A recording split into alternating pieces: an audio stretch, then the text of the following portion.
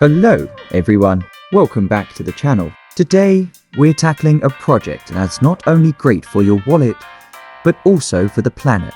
I'll show you how to set up DIY solar panels for your home, an affordable and straightforward solution that works perfectly for homes across the UK. Let's get started.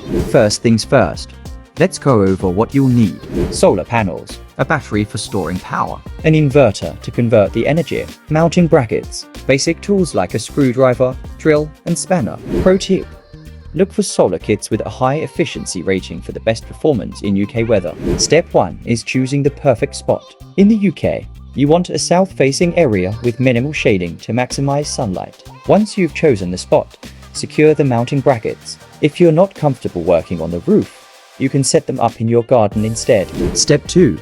Attach your solar panels to the mounting brackets. Ensure they're at the right angle, typically around 30-40 degrees in the UK, to capture the most sunlight throughout the year. C.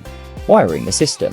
Step 3 is wiring. Connect the panels to your charge controller, which prevents the battery from overcharging. Then, wire the charge controller to your battery for energy storage. Finally, connect the battery to the inverter, which converts the stored energy into usable power for your appliances. Important: always follow the wiring instructions provided with your kit.